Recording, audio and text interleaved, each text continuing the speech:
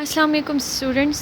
Today we are going to start our new chapter, chapter 7 of the novel Moby Dick by Herman Melville. So the chapter starts on page number 43. At the start of the chapter we learned that the Packard and the crew members crossed paths with another ship called Samuel Enderby shortly after meeting with Boughton de Rose. Okay, this new ship is an English ship from London, and as soon as the ship was close enough, Ahab asks the captain a question. And what is the question? The question is, have you seen the white whale? So Ahab asks about the giant white whale from the captain of Samuel Enderby.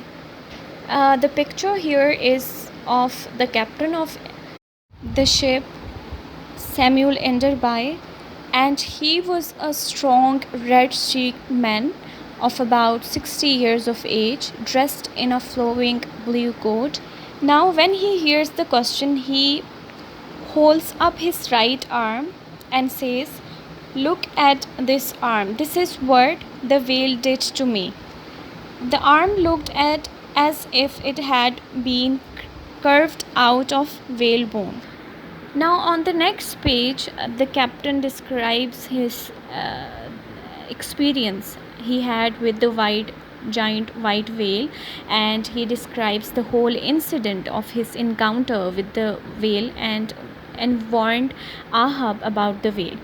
He says that the whale was cleverer than I had expected. He disappeared underwater, and a second later his huge tail came crashing down on our boat, splitting it in two. I was thrown into the sea, and one of the spears went through my arm. The wound was severe, and the doctor on board the ship feared that I would bleed to death.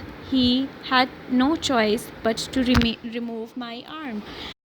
Now on the same page number 44, we learned that Ahab is just so determined to kill that whale. He says, "I will hunt that whale for the rest of my days. He is like a magnet to me.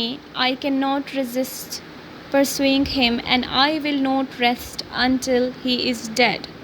Ahab is talking about the giant white whale and showing his obsession with the whale here. Okay, now the next day they discover an unfortunate news, and the news is that some of the barrels containing the whale oil had started to leak. They had no choice but to stop sailing for a couple of days. First, Ahab refuses, and then he accepts to gain the trust of his crew members. Here, Quick was given the task of passing the barrels to the other sailors on deck to repair, and he spends hours walking barefoot in the dark, damp hold, and as a result ended up with a fever. And the fever was so severe he was unable to eat or sleep. Then on next page he makes a very alarming request. He asks to put him in a long wooden box, and he's talking about coffin.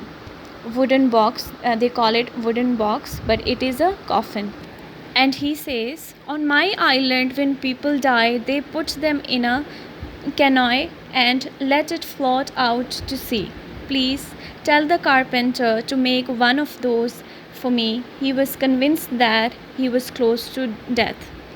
But the rest of the crew protested. They believed that having a coffin would bring bad luck. But finally the carpenter makes coffin for him, and he lay down in the coffin with biscuits and a bottle of water and his harpoon.